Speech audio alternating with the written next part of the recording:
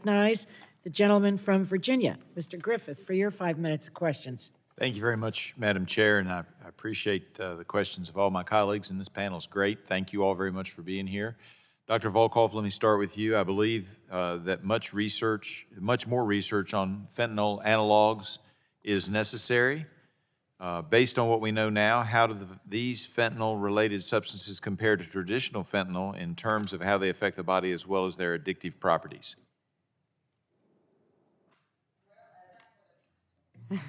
Thanks for the question. And there has not been as much research in fentanyl analogs, and it has to do with complexities and difficulties of doing research on Schedule I substances. It takes longer, it's much more costly, it's cumbersome. So that has deterred researchers, and I'm optimistic that this proposal will make it easier so that we can get more talent and expand our knowledge.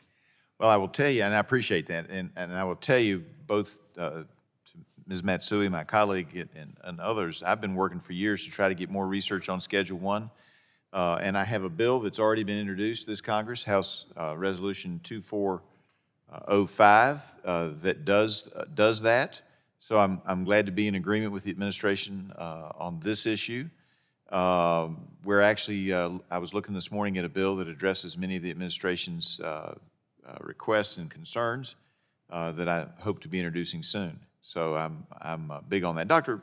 Throckmorton, if I can go to you, and then Dr. Volkov, I wouldn't put the mask back on yet. I'm coming back to you. You indicated in your testimony, both written and oral, and then in some of the questions, that there's at least one of the analogs that may have some potential. And could you provide me the name of that one? In your written testimony, there was an S on there. It indicated there may have been more that didn't have problems. Were there others that were inert or didn't function the way most opioids do? Sure. Thank you for the question. First, it's really important to understand that we have only looked at a relatively small number of these compounds, and without being able to give you the exact number, we're sharing the information with the DEA, looking at them as much as we can. I have a group of scientists that are focused mostly on that. Having said that, within that group, there is more than one compound that does appear to have other effects than activating the mu-opioid receptor. So whether it's this one compound that I mentioned that appears to have this antagonism effect, or other compounds that have effects at other receptors. There's another opioid receptor, for instance, and some compounds.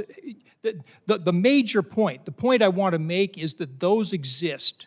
The details are important to study, but fundamentally they illustrate why just putting these all into Schedule I is not sufficient. We have to do it along with a mechanism for removing these promising substances that have these other effects that are potentially less dangerous, so that we don't miss an opportunity to identify a new reversal agent like naloxone or a new treatment for opioid use disorder. And this small number of compounds illustrate that. And I appreciate that. I want to get back to Dr. Volkov.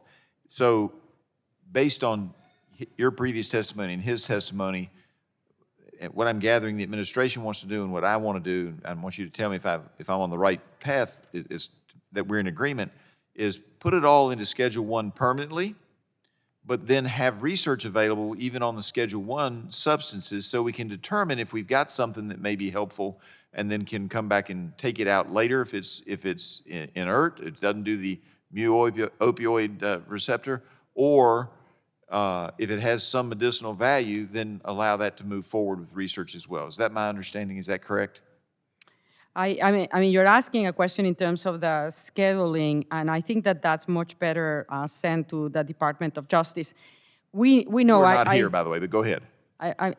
My view on this is that, as Dr. Trachtenberg was saying, we have an opportunity of actually, by doing research, to not just coming with better overdose reversals and treatment for opioid use disorder, but another area that has been neglected is better treatments for pain. So there, as he mentioned, there is another opioid receptor, a truncated receptor, that can produce analgesia, but it's not in reward areas of the brain. So to the extent that we could have a compound that specifically binds to it, you could have an analgesic that's not addictive. But this is why science becomes so relevant. So And that's what we focus on, to try to make that knowledge accessible. And unfortunately, my time is up. I got lots of other questions, and this is a fabulous discussion. Thank you all very much. Thank you, Madam Chair, for holding the hearing.